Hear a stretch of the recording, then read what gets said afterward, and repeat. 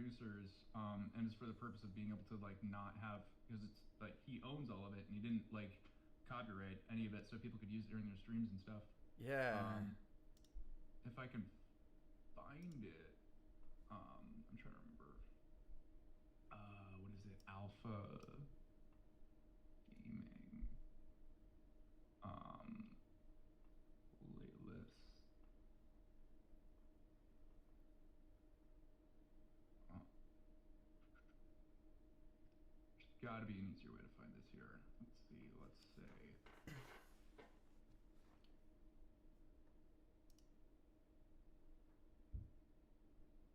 Say Spotify playlist. Here we go. Stream Beats. Stream beats. Okay. Stream Beats. Yeah. So if we search Stream Beats by Harris Heller. Yeah. Yeah. Yeah. Yeah. I'll throw a link. Copy. Copy link to artist, and I'll throw it in the chat here. Oh, Perfect. that's not the one. Or just yeah, like Discord, you mean? Yeah. Okay, perfect. Yeah, that'll be sick. I'll have to do that for the next.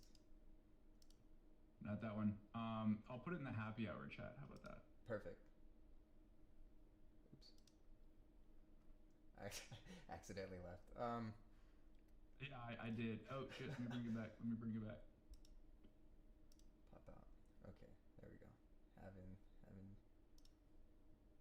not so technical difficulties, but we'll get through it. Teamwork makes the dream work.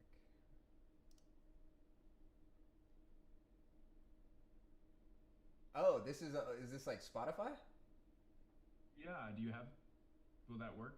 I mean, I think Oh. he's got it on YouTube too. Yeah, no, all right. Let me. Yeah, I'll do it. Screw it. Why not? And then you may have to. I'm gonna put it on the Groovy. But I don't. I'll figure it out. Don't worry. But we are live right now. I did transition. Nice. So yeah. So right now. Hey guys. My name is Jared, and welcome to our premiere show of Live for Your Convenience. I have my buddy Ethan here. He's very specialized in the music and production scene as of currently, and has quite the history about it. So my purpose for having you on here was more or less to kind of get some consultation and learn a little bit more about sound production, sound design, acoustics, stuff like that.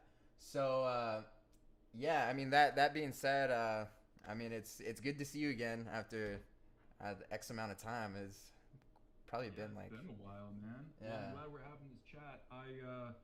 Sound design is near and dear to my heart, my friend. You're speaking my language, so I'm happy to. I'm always happy to talk sound design, man. I live, eat, sleep, breathe it. My jam. Yeah, no, it's awesome. So but yeah, I mean, you said you've been working on a project here with your own company called Boombox Crush, and go ahead and like share with us a little bit about like what exactly is it, and hold on, let's back up a little bit. So let's start off with who you are, what you do, and how you help people. Yeah, for sure. So my name is Ethan. You can find me at Grittim Beats, all one word. I'm on all the socials that you'll find. Probably not super active on all of them right now. It's been a bit of a pre-release phase, and yeah, as you were mentioning, man, it's been a little bit while getting the company started up. But me, geez, I've been playing instruments of various kinds since I was like 7 years old. Picked up with when I was 12 years old the guitar and just absolutely fell in love, and I was like, okay, music is what I've got to do with my life, because this feels better than like anything else. This is the shit.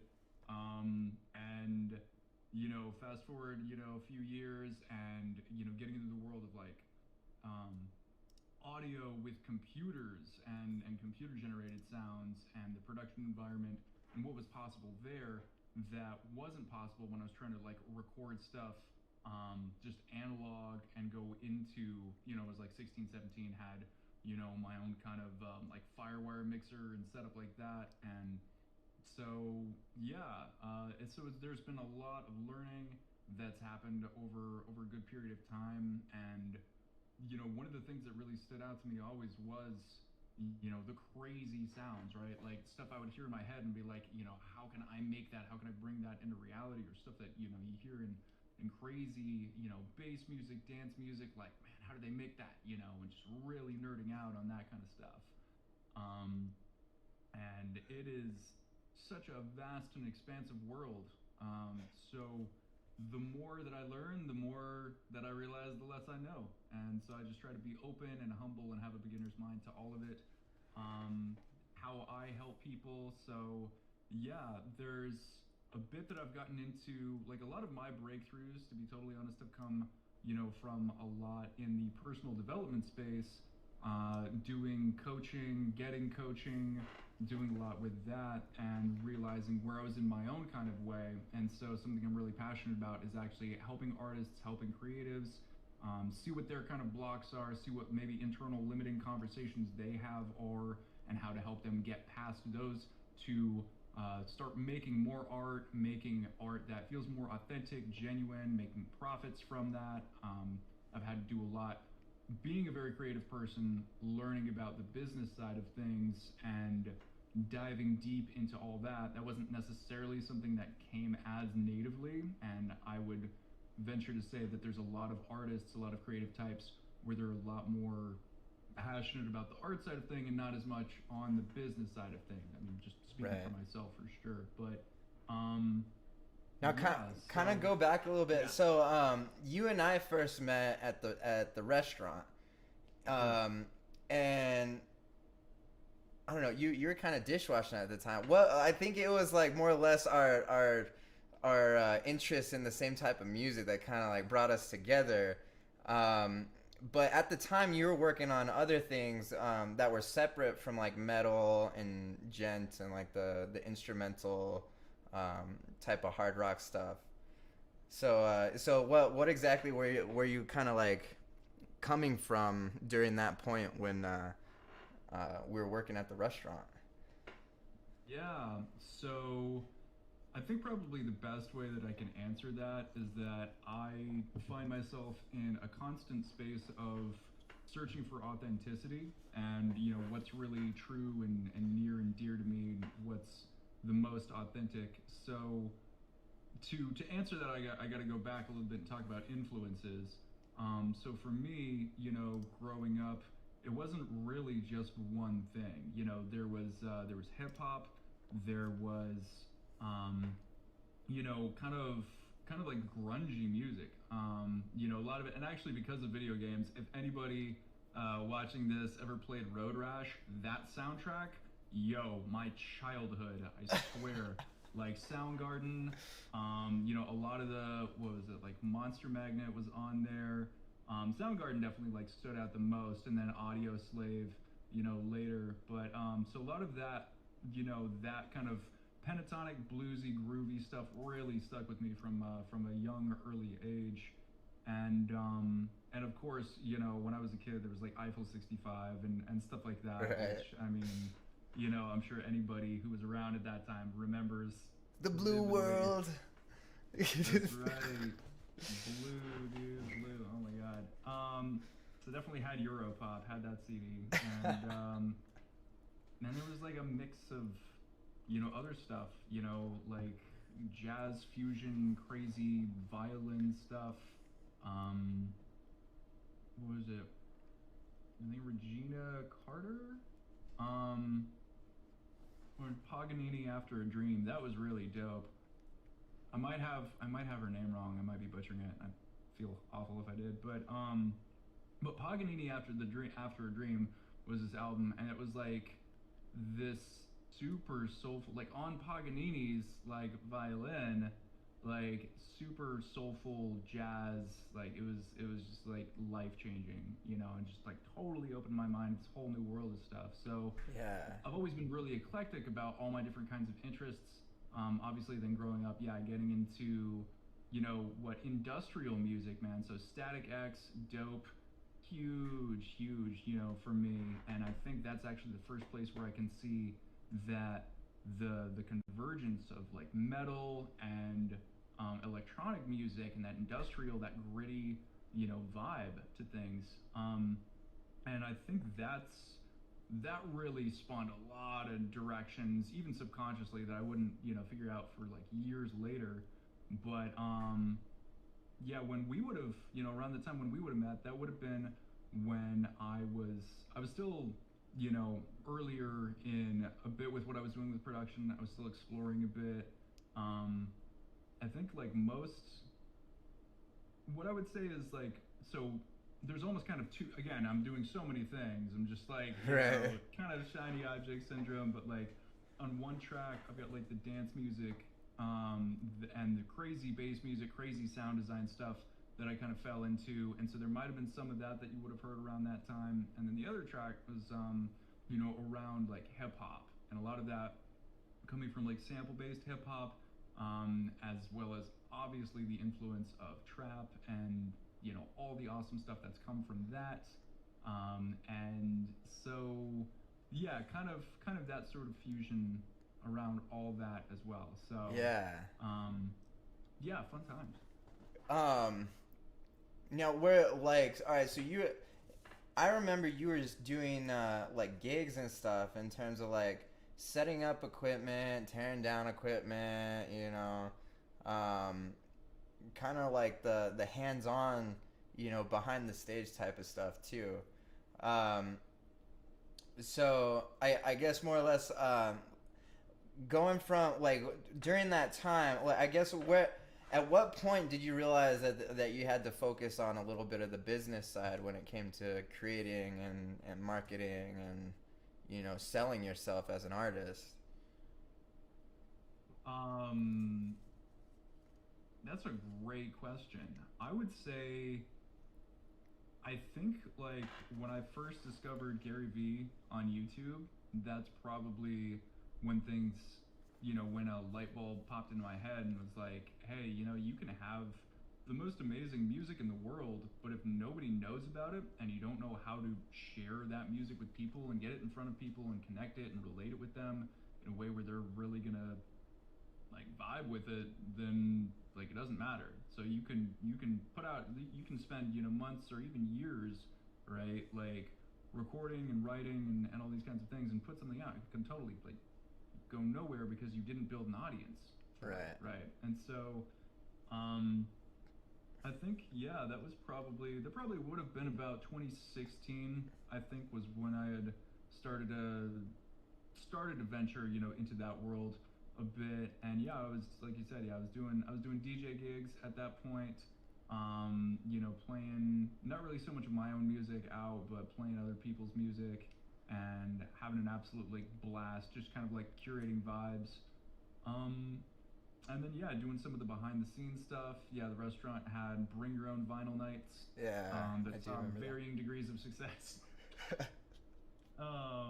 And so I think the most fun that I had with that, as a quick aside, was like when I had done some hybrid sets and I was throwing some beats and some stuff like that under some, so like electronic beats with my setup and mixer and everything like that underneath some of the vinyl, and kind of keeping those like time aligned and keeping like old records, where of course they didn't have metronomes, so it was just like, oh, this is getting a little wonky. All right, we got to play with it, So, but that was a lot of fun. That was definitely like a really cool time. And I think, yeah, that was probably about the time. It was like, it would have been like 2016, 2017, realizing, hey, there's a lot more here. That like I was just like, there's a lot that I don't know, and there's a lot to be learned, a lot to be gleaned, and I think part of it too is getting it out of the whole left brain analytical whatever thing, and finding ways to actually make it appealing, on the creative side. Like, hey, how can this apply, right? How can this really be something that can be fun? So Yeah. No, and I totally agree. I remember like one of the biggest things, as I think it was from Gary Vee, that he had said was turning your interests or your hobbies into like that's your dream, you know, if like that's what you're good at, or like that's what you're interested in, like go out and do that. And that was kind of one of the segues for me kind of starting off with you know, with this for one, as well as you know, schooling and going to school for audio engineering and branching out that way. So I thought it was just fascinating. I mean, eventually we hope to get some more individuals in terms of you know, just different industries and different areas of interest, not only for me but for everybody else as well. So yeah, I think that's very, very important. And again, one of the biggest reasons why I started this was to get people into those areas of interest and start building those communities, you know. Especially like music is so vast too, you know. You have from basically, from what I've learned anyway, is every genre is basically its own market and clientele. So I mean, metal is just its own monster, you know. Folk music is its own monster. Classic music, um, they're all just different areas and specializations that people would have to go into and learn from those individuals.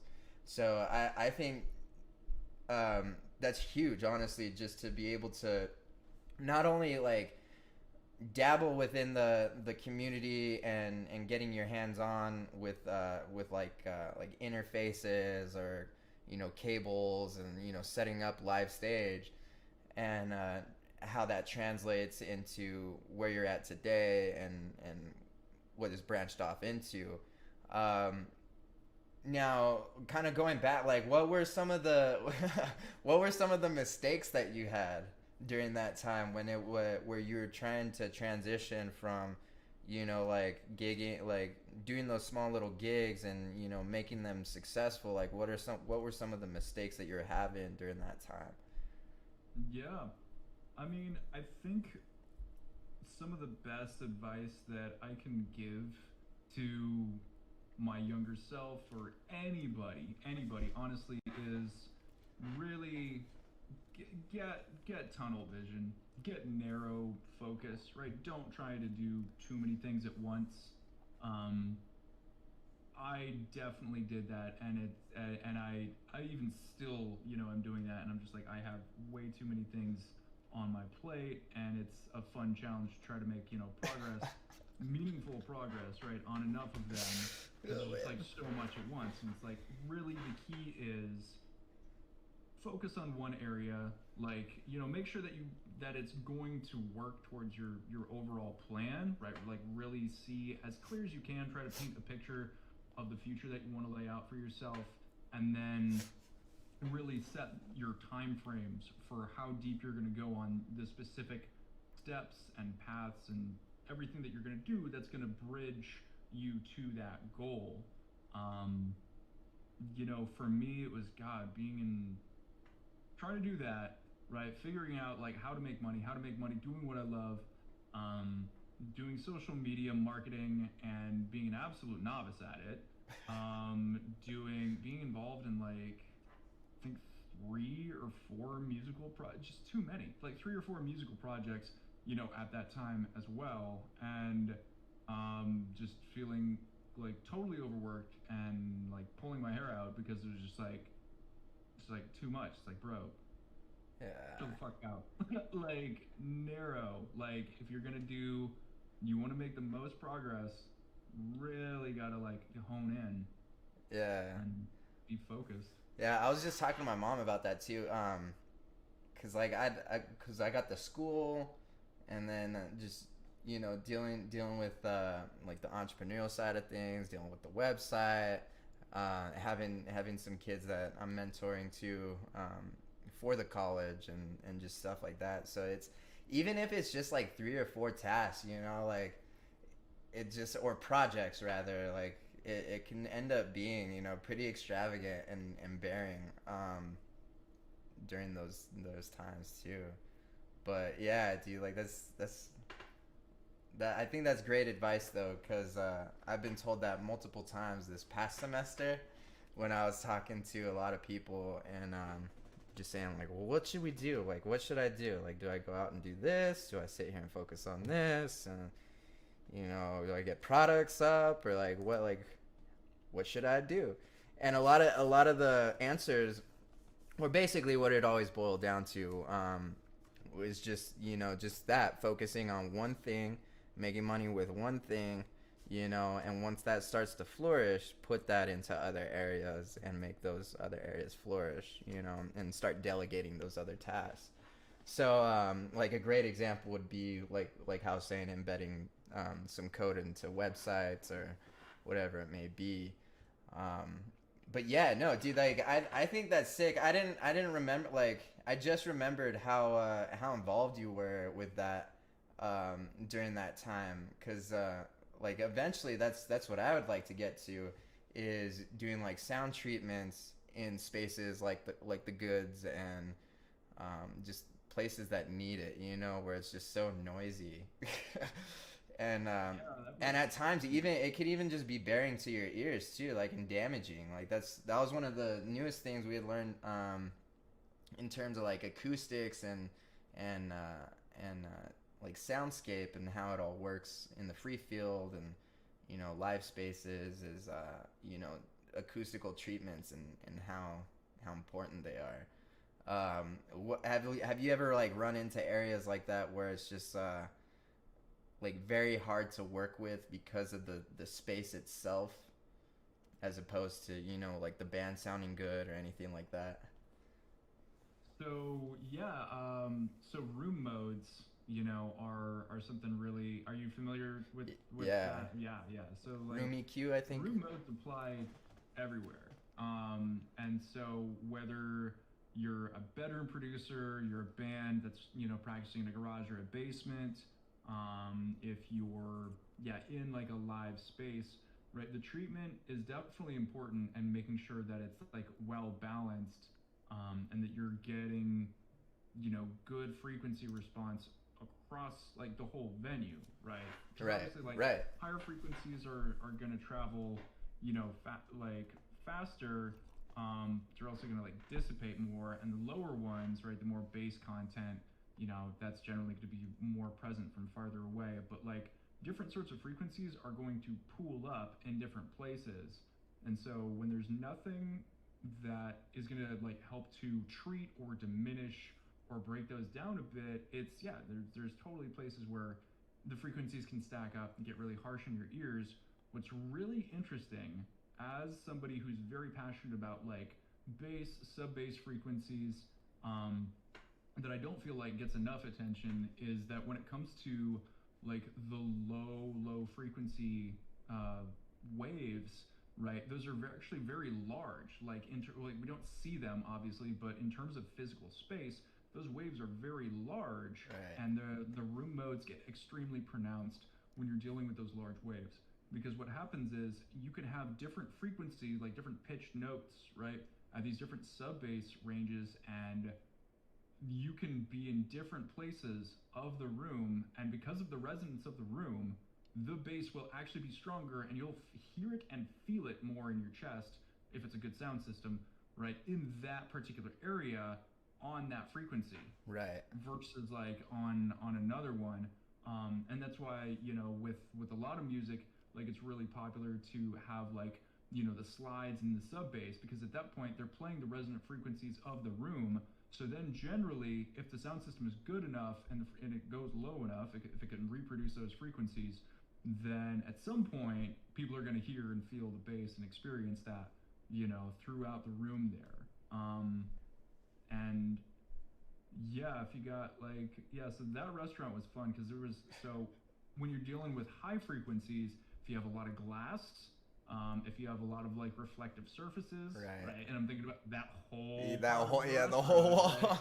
Nothing but that. Very harsh.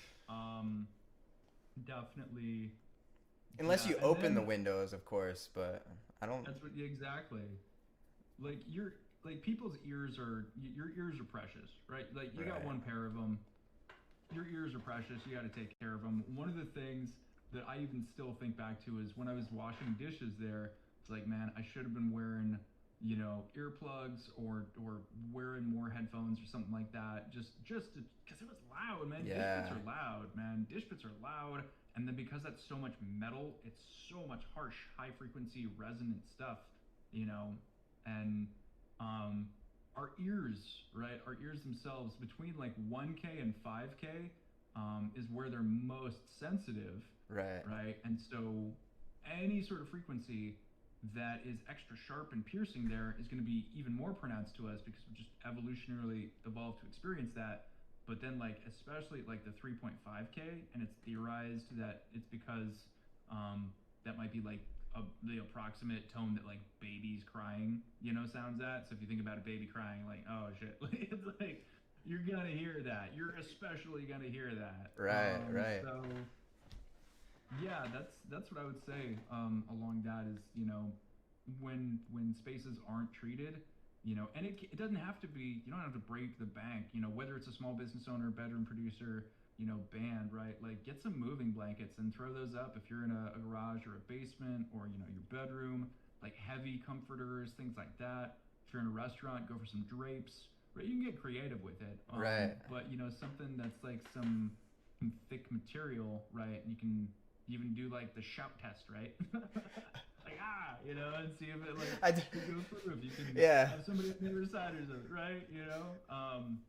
NRC ratings is, I believe, the specific like how that's measured. So an NRC rating of like 1 means that any sound that's going into it isn't going to be reflected back.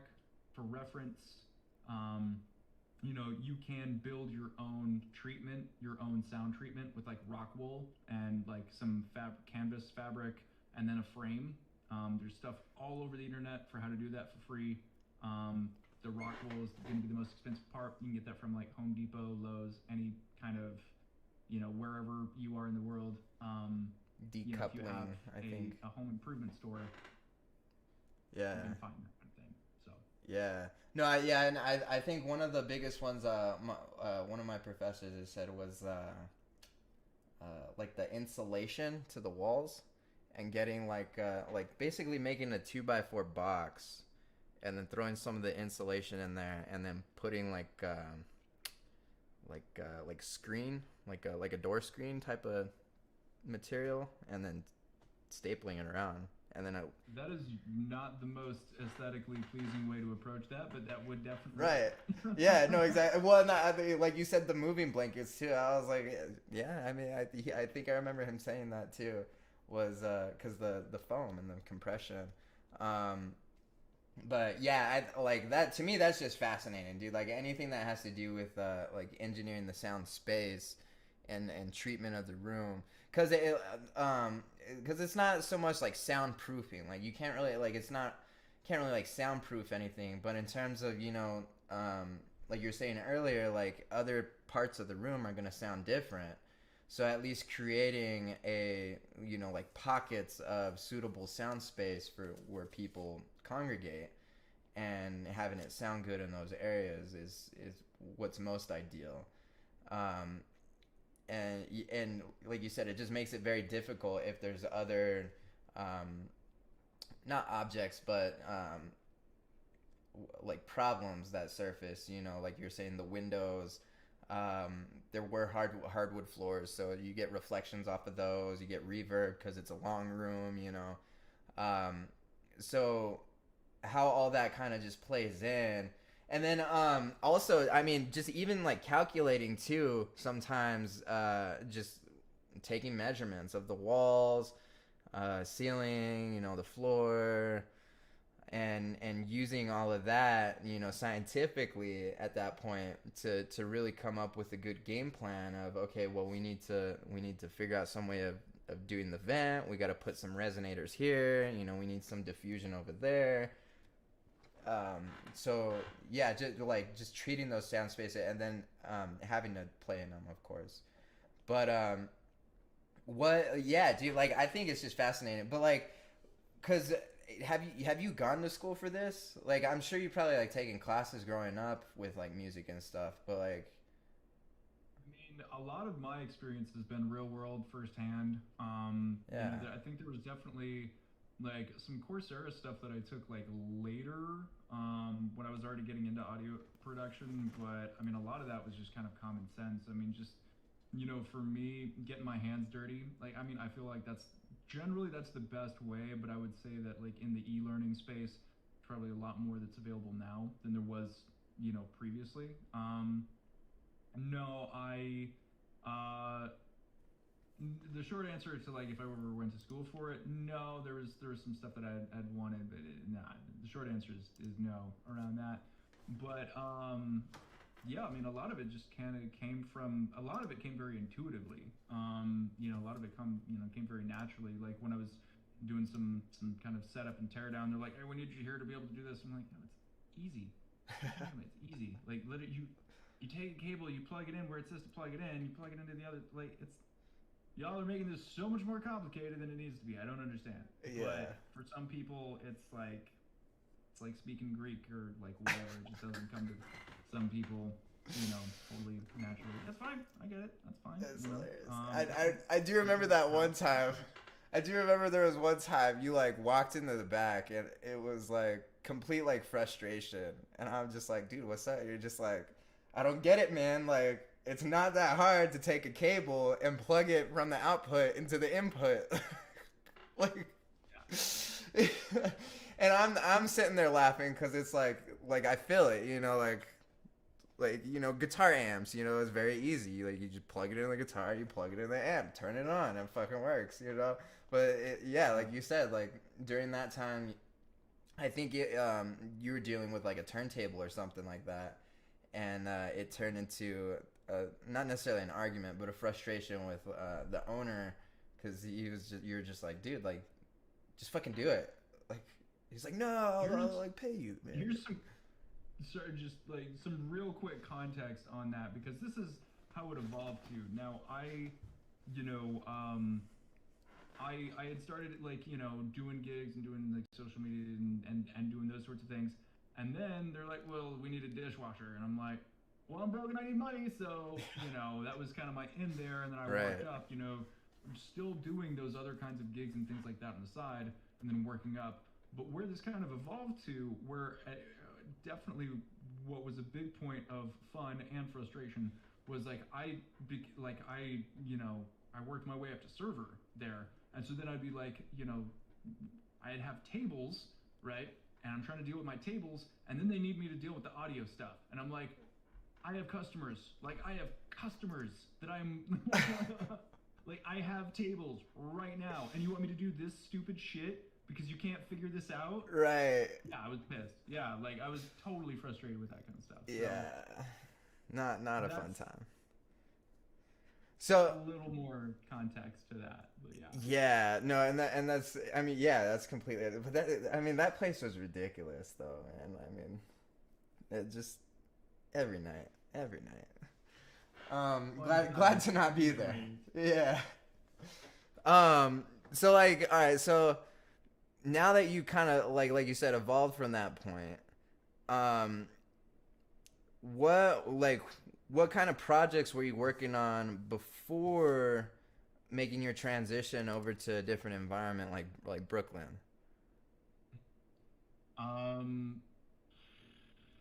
Gosh, so Boombox Crush, as a quick aside on that, yeah, the website is boomboxcrush.us.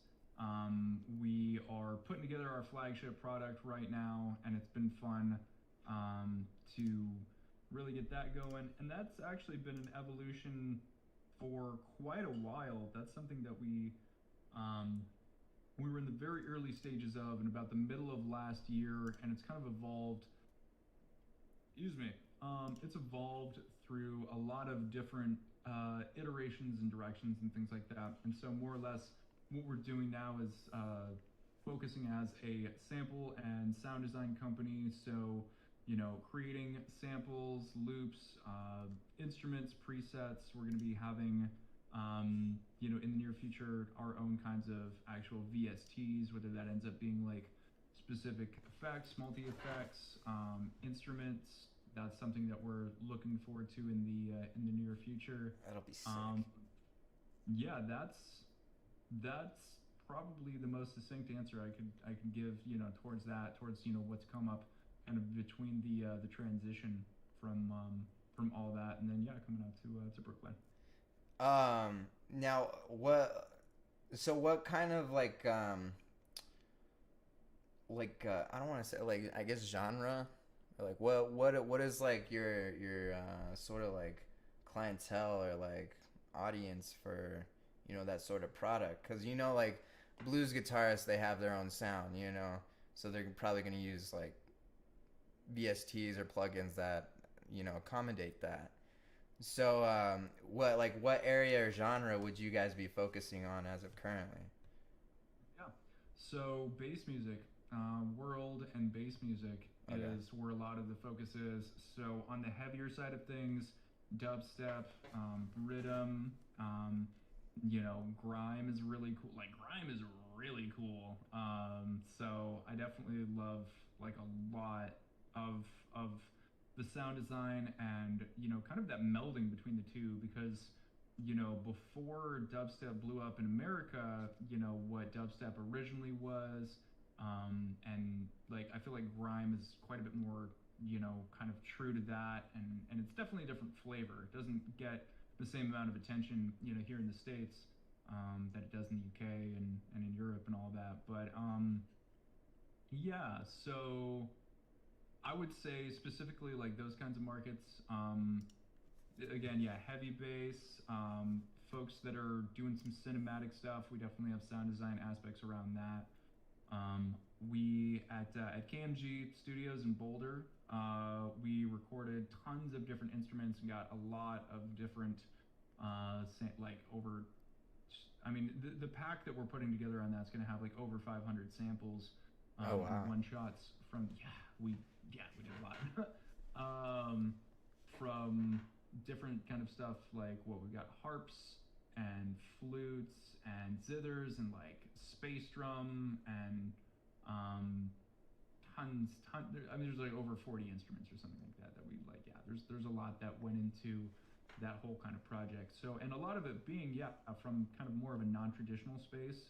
Um, so a lot of world influence, a lot of greater than the kind of traditional what you know because there's a lot out there, right? Let's Right. be honest. There's a Yeah. lot when it comes to what's already available. So we looked at that and we said, okay, how can we really take what we love, which is like festival oriented bass music, stuff that's really crazy with the sound design, stuff that is very interesting and is very unique, um, and put a lot of focus towards that. So our aim is to be able to have uh, great stuff, regardless of, what, I mean, specifically, in the electronic genre, right? Like, I would posit that probably like, metal or folk guitarists or people that are, doing home recording or, recording in the studio around that may not find so much use specifically of our flagship products, but there are still actually multi effects that we have too that do provide a lot of creative potential. Some of those are full on sound mangling, some of those are a lot more subtle, right? Like subtle warming kind of distortion or tube effects or things like that that are, designed to give some more saturation, some more polish, some more bread and butter that anybody can use. Um, so that's yeah. So yeah, All that's right. that's probably the answer I would give around that. Yeah, dance music specifically under that, like yeah, bass music, festival oriented bass music. Um, if you like Closey, if you produce music, like that, that's definitely she's near and dear to our hearts. We're big fans. Um, of the Trees, Charles the First. Uh, yeah, DMVU, like a lot of the underground stuff from Denver. Yeah. Honestly, like is very, very much an inspiration for a lot of the stuff that we do. Yeah. No. And yeah, that's sick, dude. Cause now like you used to play shows too, as it like not just the production side, but also as like an artist and instrumentation instrumentalist, guitarist, right? Yeah, yeah, guitarist, bassist, yeah, absolutely. What was your like craziest show you ever went to? Like what happened? All right, yeah. I should grab the popcorn really quick. Yeah, man. I mean, so that was like when I was, I was on tour for my 21st birthday, and that was really cool. There's a big part of me, really misses that side of things of actually like, playing live and playing like guitar and bass and the energy and all of that live, from, looking at that, there's really something about the camaraderie that comes with like playing with a group of other people. And just like the energy between the band and everybody vibing off of each other, vibing off the crowd, right? And not to say that isn't there when you're like a producer DJ on stage playing for a whole room of people, right? But it's different, and so both of those are really really yeah, they're definitely distinct, right? Um, and the craziest show that I ever went to, and so probably would have been while I was on tour. God, there were, that was.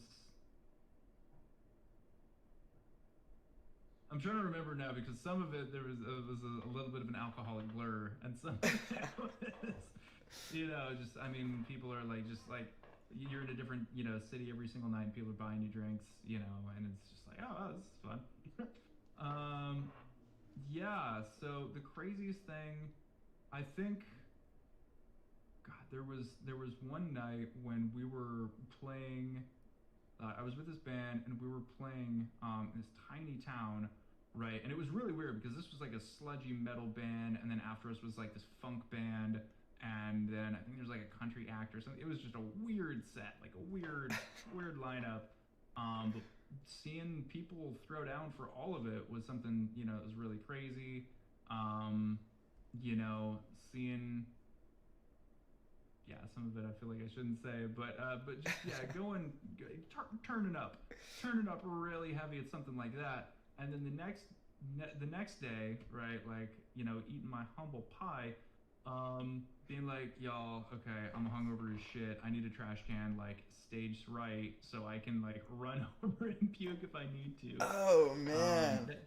That didn't happen, but and actually, and at that same show, now that I remember it, like when you're on tour, this is something fun that I learned. There's a lot of bars and a lot of places, around the country that to discourage. I don't know if this is still the case, but to discourage people from pooping in their bathrooms, there wouldn't be any actual like stalls, any dividers for the doors or anything like that. So you'd have a urinal and then you'd have a toilet in the same bathroom, nothing whatever. Blocking it. Yeah. And when you got no other options, it's just like, all right, this is what we got, and that door doesn't lock. Awesome, here we go. Just deal with it. Oh, so, man. Life of a rock star, right? Yeah, man, you gotta pay to play. Oh, jeez. Yeah, no, that's great. And I sit here thinking to myself too. Sometimes, like, I remember when I was like a little bit younger, not too much. Like I'm how old am I? 26. So when I was a little bit younger, there was I remember having the thought of like, man, like what it'd be like to live like a rock star, touring all the time, having a great time, doing what you love, and I don't know, it's fascinating to think about like that, where you could have came from like 2, 3, 4, 5, 6, 7 years ago, and then to find that sort of like validation of what it is that you're passionate about, right? And then being able to connect the dots and say, hey, all right, well, like this is how I'm gonna change the world, like this is how we're gonna like make it,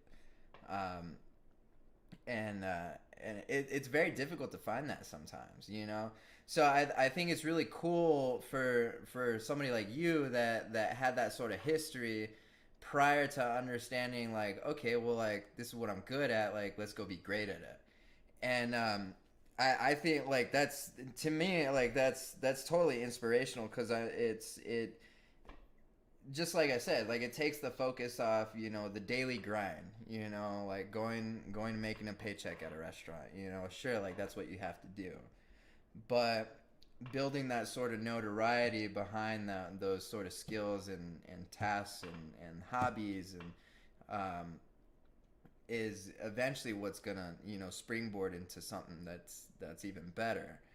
So I think biggest thing, if I could offer any advice during this episode anyway, would probably be like, yeah, just having that clear cut focus and understanding, um, the things that you're good at and how to be great at them. A lot of the times I feel like individuals get lost in that idea of, well, this is what I'm not good at, so I should probably improve my skills at something I'm not good at. When it should be kind of like the opposite. Like, well, let me hire somebody to take care of like what I'm not good at, and let me go be good at what I'm good at, great at what I'm good at. So yeah, I don't know. I think you and I kind of both collaborated during that time and came up with like, our own separate stories of being like, okay, well, like, we love it, man, and it's just talking about it too. I mean, you just go all day long, talking about music, sound design, soundscapes, the science, like that. That's what I get thrilled about, is just like the science, ultrasonic sounds, and military uses for that, um, infrared technology and how sound plays into sonar. Um, so yeah, it's like I could just go on all day. Um, so like what, aside from the flagship product that you guys are making, like what were some like other projects um that like you've worked on, or weren't so experienced, but you had to like you know kind of crawl through the weeds in order to find that next skill, or like what were some skills that you had to learn along the way, and in order to be where you're at. Sure.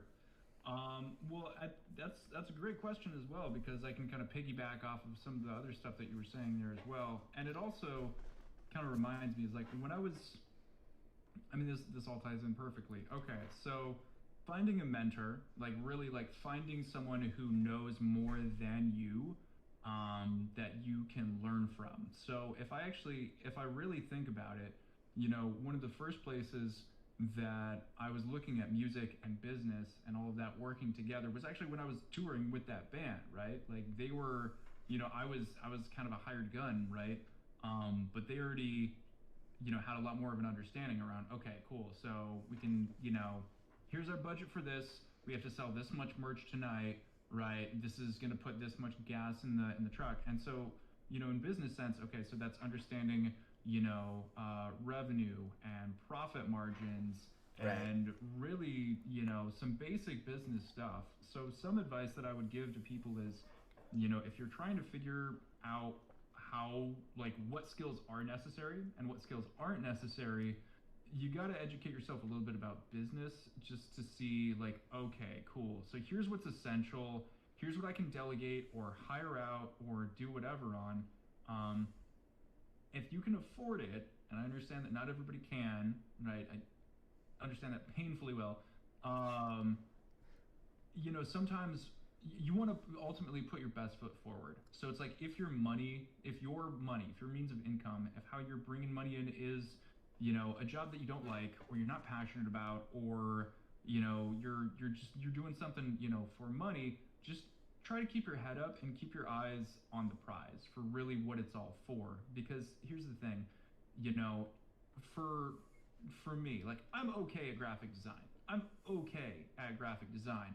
If I really want to put my best foot forward, I'm going to hire that out. And okay, so if I'm working 40, 50 hours a week in a restaurant, Mm-hmm. okay, I'm not going to like spend my spare time learning graphic design when it makes way more sense from a perspective of time and money. What I can do, like, okay, so I spend 20 hours learning graphic design. I could spend $200, or less. Of like, there's Fiverr, right? There's Upwork. There's cheap solutions be able to say, hey, you over here, you're an expert, or at least you're good enough to do way better than I can, and then you're buying your time back. And that's the most important thing, right? Is being able to, like, that's the number one resource that you have, right? Is your time. So being able to use that well and use it effectively. And sometimes it's just like, look, if I can hire out this task or delegate this to somebody and make it happen, it's going to ultimately give me a better finished product and a better looking, polished, whatever, right, for, someone who's better at that skill to deliver that. So, I mean, that's, and understand, like, it's really easy to be overly ambitious, especially when you get excited about something, when you're first getting into something. There's illusory superiority and the Dunning-Kruger effect, and those are big psychological terms to basically say that when you're learning something new, it's like when you're a kid and you're learning so much, and you think that you know so much because you're learning so much so quickly. But the reality is, your brain, and this is just a human thing, or it hasn't really conceptualized the vast world of all there is to know about that topic. So yes, you're learning a lot, but there's still so much more to it than you actually know about. So you have still so much more to learn than you realize, right? And so, that's also why it's just like, okay, do what you can to learn from somebody who already has taken the path, and if you're looking up to somebody that's too far above you, you want somebody that's just like a few steps ahead of you, who remembers exactly what it was like to be in your shoes and what they did, so they can tell you the exact steps for you to take to get you to that next kind of level. You can have like the big dogs or the big, whoever, right, that you're really looking up to for like some inspiration, but you got to remember the people that are so successful that they're like household names, they've been there for a while. Like the overnight success stories are few and far between. And like, I'm not going to say that those don't happen. I'm not going to say that you can't gain virality and, marketing and things like that. Like, yes, things can be done, but in general, someone that is going to be accessible that you can learn from, ideally firsthand, right, is going to be someone who already knows that path, before you, and understanding that, like, there's a lot of different facets. There's a lot of different pieces between you and your goal. So knowing how to break that up, and it's just like there isn't one magic pill. There isn't one magic pill. And knowing that it's worth it to invest in your education and gather more skills if they are necessary, and you're indeed not going to choose to hire them out, because you should spend like the majority of your time, like 80-20 rule, right? Like if you think about, the majority of the time that you can spend doing the thing that's going to get you the most results, that's going to get you, so much farther ahead, right? Like it should be on the thing that you're most passionate about, that you are best about, right? And that's how you develop that skill to be, deeper and better and more, kind of whatever. I look at myself and I'm like, okay, so in some ways, there's a lot that I've learned, and I've kind of got a jack of all trades thing a little bit. I would say the things that I'm probably best at, at this point are production. I've had to learn, sales, marketing, copywriting, and business strategy, organizational strategy, how to approach those sorts of things, and being humble and being open, being like, I'm rambling at this point, but like, really realizing like, hey, okay, there's a lot that I don't know, and it's not a slight against me or my ego to be like, hey, this is some shit I don't know, so I have to educate myself. I have to learn about this. So that's a long-winded answer, towards all of that. I feel like there was something else I was going to say to that, but that's, so I would say having to learn those kinds of things, knowing where you really can dive deep, and, like, I don't play as much guitar as I would like to, if I'm honest. Like, I would love to be playing more guitar than I am. I would love to be playing more guitar than I am. Oh man, yeah, and that's very well, and especially just doing so much too. I remember off topic, but I remember like Gordon Ramsay, one of the things that he was trying to say was like, I just want to be in my own kitchen cooking. Like I don't care about all this stuff, but it's like because you schedule yourself out trying to make it, that that becomes more of the grind than just like, just sitting there cooking. And it's very easy to like lose track of that too. I feel like, especially in the music or just in the artist world, where the audience becomes more important than the product, and maintaining that. So I think that's huge. One of the questions I did want to ask, before getting, well, two other questions almost. What would be your method of finding mentorship, and are you open to taking individuals as like mentees, and providing some sort of like knowledge base for them to learn from? Great questions. So I would say, in terms of like finding a mentor, finding someone who can really help you with your sorts of goals, looking at, okay, so I mean, I think about it in like a lot of terms of like kind of niching down, and from a visual standpoint. Okay, so if we say that you've got like this kind of guru, or this kind of this artist you look up to, you got somebody up here, right? Mm-hmm. And then you got to think about it and say, okay, so in that market, in that same kind of umbrella genre, whatever, who's somebody that's a little bit more accessible, so a smaller fan base, and you kind of work down a few levels. And so let's say if you're at 5,000 Instagram followers a month, looking at somebody who's at 10, 15, 20, it makes more sense to reach out to somebody that's in that space, than someone who's at like 100, 250, a million, right? Like, just because what works to get you from one place to the next isn't necessarily going to work to get you on that macro, right? Different strategies are going to be what you employ to take you to different places, and you have to approach things differently. And it's an evolving landscape. It's a constantly evolving landscape. Right. So, and if you're just starting out, the biggest thing, there's other sort of head game things, right, that really have to take place. And part of it is just start. Like, it's gonna be crap, and really focus on quantity, and understand that quality is going to come through quantity. Right. And you just have to get your hands wet and do it more and more and more, and understand that you're a lot more resourceful than you think. I think it's a Tony Robbins quote or something, that like, people don't lack resources, they lack resourcefulness. So it's juicy.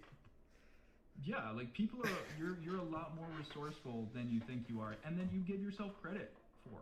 Really, like, if you have a question, type that into Google, guarantee somebody else has asked it, and you might even find the autocomplete that'll point you to that, or other similar relevant things. The trick is then not falling down the rabbit hole and getting lost and going like, I'm totally ADD, so I like have to be very vigilant about like my productive focus and things like that. Me too, don't worry. And so yeah, so like, just reach out to people and make friends. Like, do it. Don't be like, like, hey, teach me, as the first thing that you say to somebody. Like, no one's gonna vibe with that, right? Like, you have to build a genuine friendship. Like, show up, comment, like, subscribe, right? Whatever, like, the social media network or platform, or I know we're in and out of quarantine, and the pandemic makes it all funky and weird and stuff like that. Right. But really, as much as you can, like, try to be like, try to express genuine interest and make friends, and don't think about what this person can do for me. It's just like, hey, what can I do for this person? How can I brighten this person's day? How can I show my appreciation and my gratitude, and like, hey, the thing that you did, I like that. That really vibed, or that really resonated. And don't be fake, right? Be real. Right. But I think, gosh, I mean, I can think like, there's friends that like that I became like roommates with, eventually, right? And some of that started by like, me and my friend Alex, we were like, I noticed, we were in a few of the same producer communities, and then, she was playing shows, and I was just like, commenting on her stuff, and, we ended up just, I'd go to her shows, and then we, chat and schmooze and talk production and all kinds of stuff like that. And then it happened to be, where, she was having a birthday party, and she invited me, and I was like, oh, awesome. And then I got to like meet more of like, her kind of, network. Like, you can network with anybody, really. Like, it's a lot more accessible than people think. Right. But yeah, she's like a great dear friend of mine, and because of me coming from a genuine place, like, hey, I really like your music, or hey, I really like your art. Like, this is really cool, and And not like fangirling over it either, right? Like just be genuine. Don't just rush, right? just don't being like be human, more or less. Like I've noticed that sometimes individuals who are looking for mentorship or something in that realm, they tend to do that, And it, and now that you brought up the followship, right? Going for somebody who has 10 to 15,000 followers as opposed to 100,000, 200,000. Not only are they more easily accessible, but it's gonna come from a more genuine place as an up and coming artist from them, as well as a person of interest and who you want to be a part of your circle, and from below that. So and I think that's kind of cool how it just like runs full circle too. Like it's you have the people that you teach, you have the people that you commune with, that you bounce ideas off, collaborate. They're not much better off than you, and then also like the having the mentors and the inspirations, and you taking the proper steps and avenues to make those actions happen. One last thing, because I want to be cognizant of time here, is what would be the best advice you could possibly offer anybody? If there was... I'll make this really quick because I realized I didn't answer the second half of your previous question there. Yeah, go for it. Go ahead. For me being open to, taking on students and things like that, I'm not in a financial position to be able to do that for free, but I'm absolutely in a place of coaching, for folks who are, looking for coaching when it comes to music production, sound design, social media, marketing, business, things like that. So, and you can find me, you can reach out to me at Grittim Beats. That's GRITTIM BEATS. I'll make sure to label it and link in there. As far as the best advice that I can give, know yourself, know your brain. Different people are gonna operate differently, and so self-awareness and understanding your strengths, understanding your weaknesses is really key. Different people are gonna operate, with peak hours at different, points of the day, right? People are just gonna, I've learned, and I don't know about anybody else necessarily, but I've learned I am most productive, in the first 6 to 8 hours of the day. I have to kind of hack my biology and fast, and so generally I'll try to not eat until after that point because it keeps me more sharp.